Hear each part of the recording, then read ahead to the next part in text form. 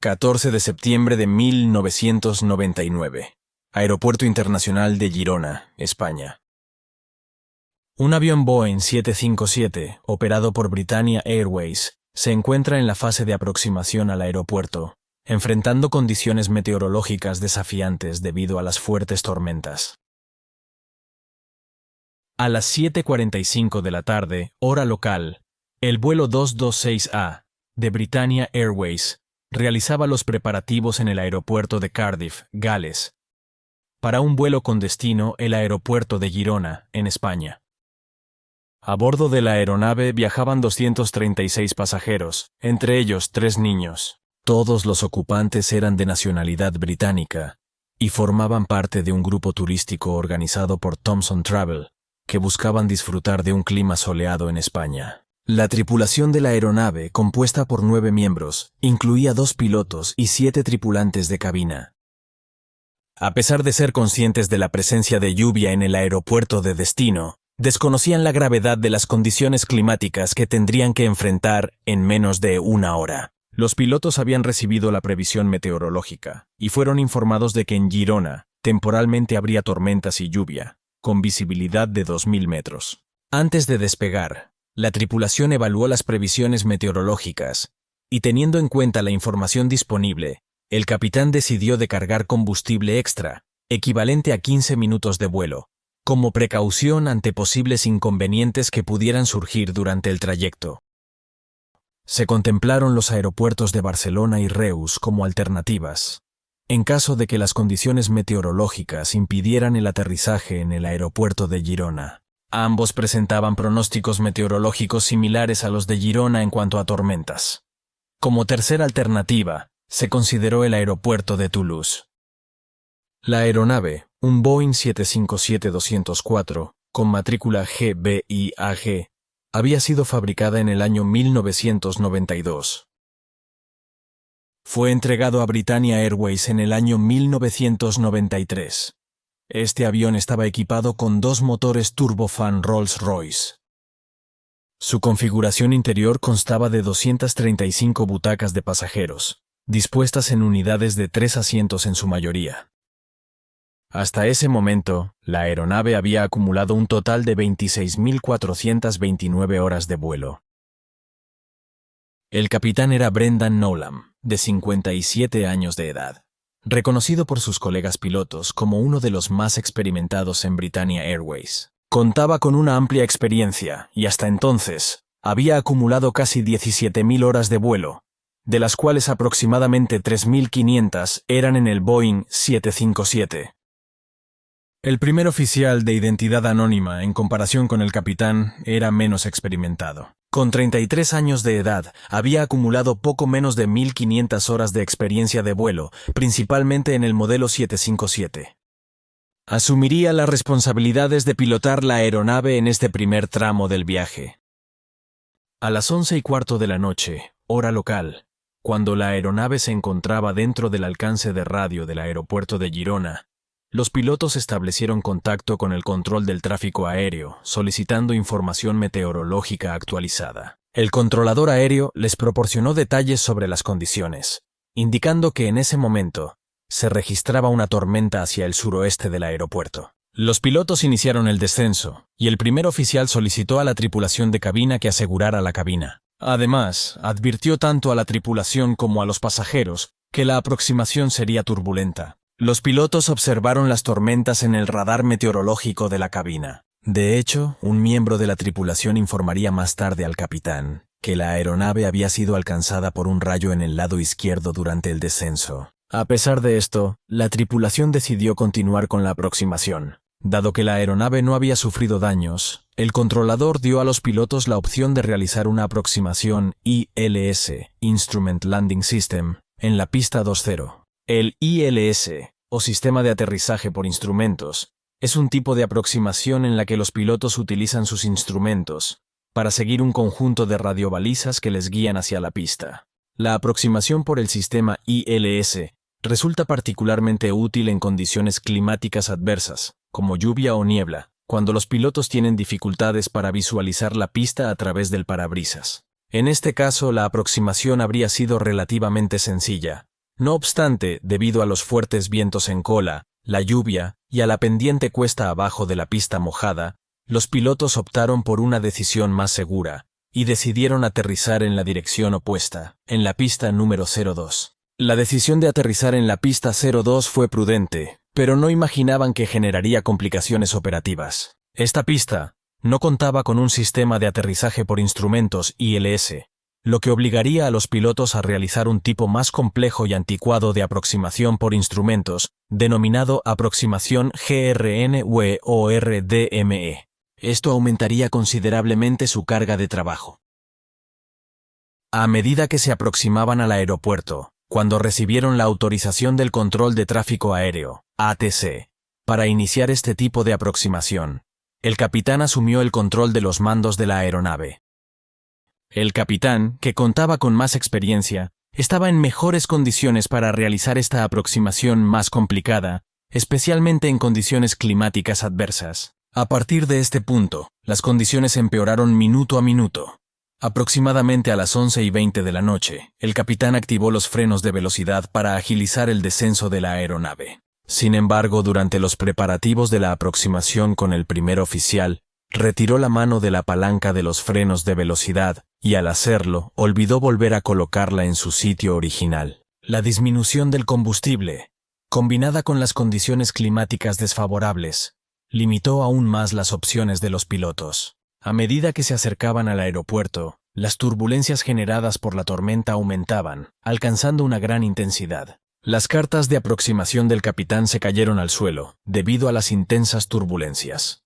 Intentó recuperarlas, pero no tuvo éxito. A partir de este momento, el capitán dependería del primer oficial para recibir indicaciones sobre la velocidad y altitud, para ejecutar la aproximación correctamente. Finalmente, durante la desafiante fase de aproximación, el capitán logró visualizar las luces que iluminaban la pista de aterrizaje. Sin embargo, en ese mismo instante, el controlador se comunicó con la aeronave para darles malas noticias, informándoles que la dirección del viento había cambiado, y ahora soplaba en sentido contrario, con una velocidad de 12 nudos. Aterrizar con una velocidad de 12 nudos en una pista mojada durante una tormenta es una maniobra demasiado arriesgada. Por esta razón, el capitán decidió abandonar la aproximación y dar media vuelta para aterrizar en la dirección opuesta. De nuevo ascendieron a 5.000 pies, y comenzaron a dar la vuelta para preparar el aterrizaje en la pista 20. Durante la primera aproximación, los pilotos habían acordado que si no pudieran aterrizar en Girona en el primer intento, se desviarían a Barcelona. Sin embargo, al comprobar las condiciones meteorológicas de Barcelona,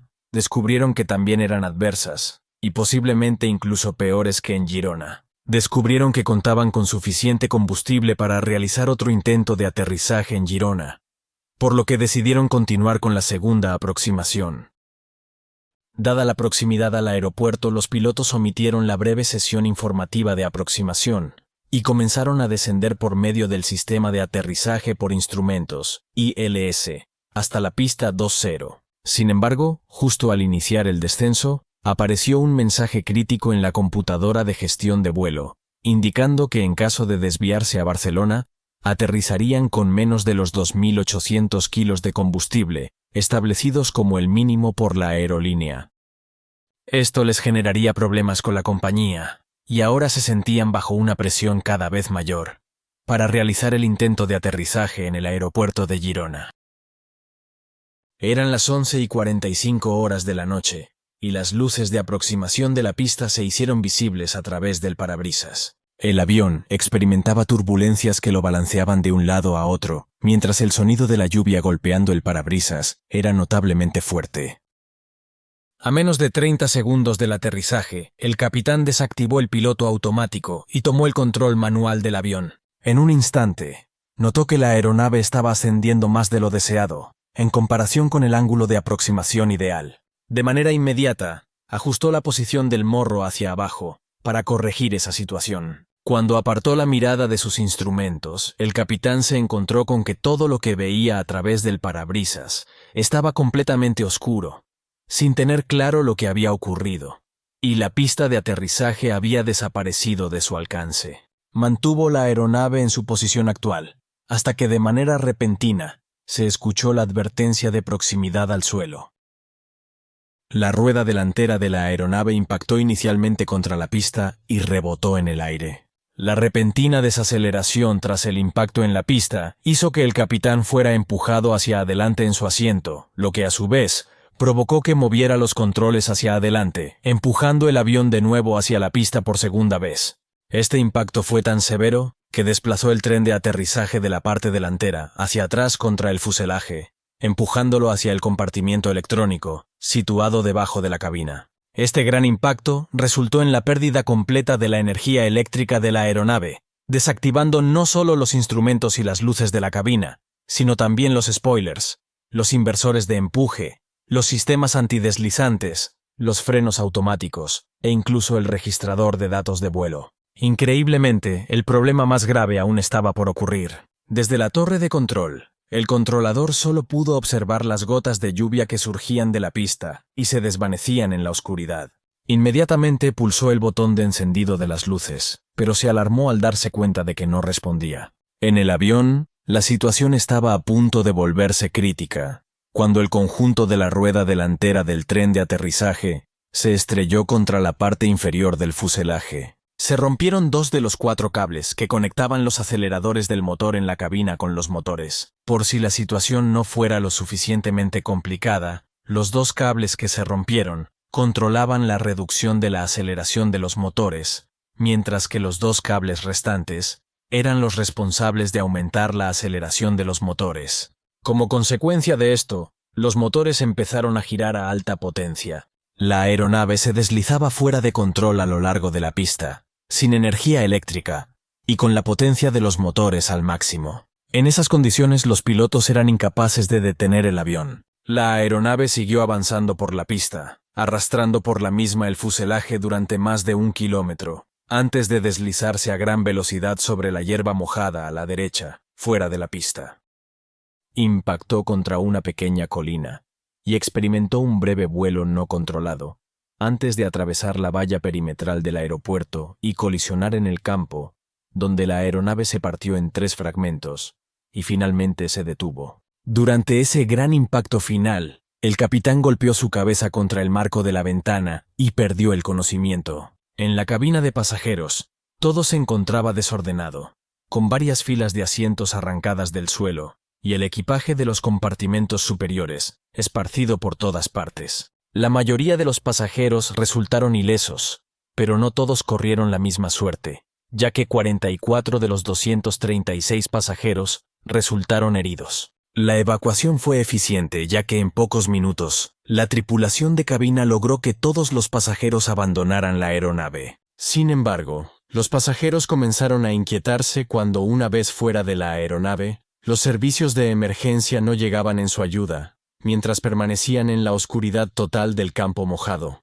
Mientras tanto, en la torre de control, el controlador aéreo, que había presenciado chispas saliendo del avión, no tenía información sobre los eventos posteriores al aterrizaje, especialmente después del apagado de luces y el fallo del botón de encendido.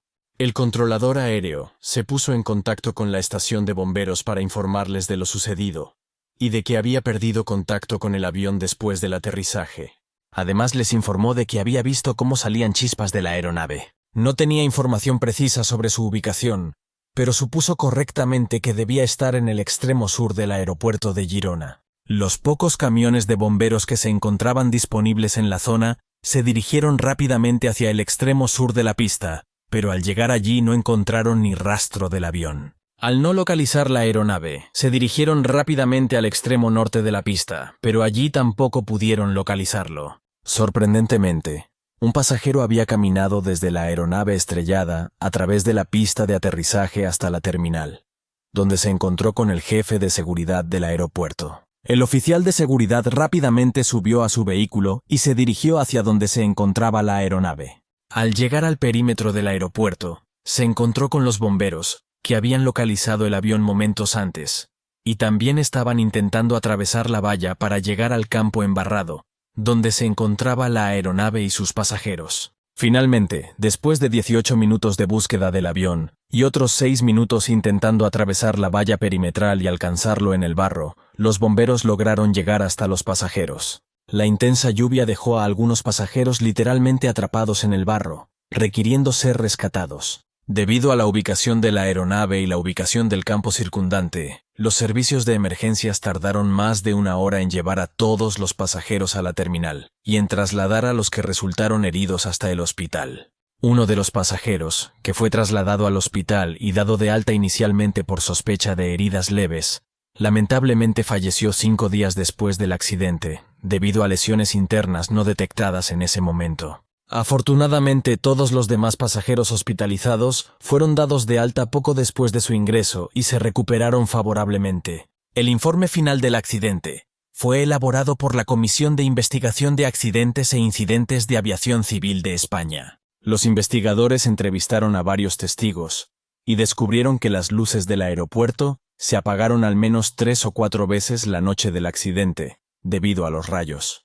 Se confirmó que esto volvió a ocurrir cuando el vuelo 226A de Britannia Airways estaba a punto de aterrizar. Durante las entrevistas con ambos pilotos, los investigadores determinaron que ninguno de ellos se percató del momento exacto en que las luces de la pista se apagaron, ya que estuvieron concentrados revisando los instrumentos. Esto resultó ser muy desconcertante, ya que los pilotos se dieron cuenta de que solo había oscuridad frente a ellos, cuando levantaron la vista hacia el parabrisas delantero de la aeronave. Los pilotos se sorprendieron aún más por el primer contacto totalmente inesperado con la pista, ya que las indicaciones de altitud habituales, 50, 40, 30, 20, 10, fueron anuladas por la alerta de descenso, que avisaba a los pilotos de que estaban descendiendo demasiado rápido, pero no indicaba a qué altitud se encontraban del suelo. El impacto repentino al perder completamente la vista de la pista pudo haber dificultado que el capitán iniciara una maniobra de escape, que es el procedimiento estándar cuando se pierde la vista de la pista de aterrizaje. Además, la alta carga de trabajo que la tripulación había experimentado en los minutos previos podría haber contribuido a no realizar dicha maniobra. Este era su segundo intento de aproximación a una pista diferente a la programada inicialmente, con condiciones climáticas desafiantes y con poco combustible, lo que añadía más presión para aterrizar en Girona y evitar explicaciones adicionales a su compañía por aterrizar en Barcelona con menos combustible del mínimo permitido. La tripulación, sin duda, experimentó una gran presión para llevar a cabo con éxito esta aproximación. Esto podría haber contribuido aún más a su incredulidad, cuando las luces de la pista desaparecieron justo unos segundos antes del aterrizaje. A pesar de un conjunto de circunstancias aparentemente desafortunadas y fallos graves, fue una gran suerte que el avión se saliese fuera de la pista, exactamente donde lo hizo. Si el avión se hubiera salido de la pista un segundo antes, se habría estrellado contra los árboles, rompiéndose en muchos pedazos y probablemente causando víctimas mortales a bordo. Alternativamente, si hubiera abandonado la pista unos segundos más tarde, se habría estrellado contra más árboles, y luego habría sufrido una caída pronunciada hacia el campo que se encontraba más abajo. Aunque pueda parecer que un accidente como este, con todas sus desafortunadas coincidencias, es imposible de evitar, el informe final realizó una serie de recomendaciones de seguridad, con el objetivo de reducir las posibilidades de que eventos similares ocurran en el futuro. Esto incluyó la recomendación dirigida a Boeing, para que rediseñara la carcasa del tren de aterrizaje delantero y el compartimento eléctrico, para evitar que futuros impactos del tren delantero resultasen en la pérdida total de los sistemas de la aeronave. El informe también recomendó que la Agencia Europea de Seguridad de la Aviación exija formación adicional. Además, se sugirió al aeropuerto de Girona que nivelara el terreno alrededor de la pista y eliminara los árboles, para garantizar que cualquier avión involucrado en un posible accidente en el futuro no dependiera únicamente de la suerte para evitar los obstáculos mortales.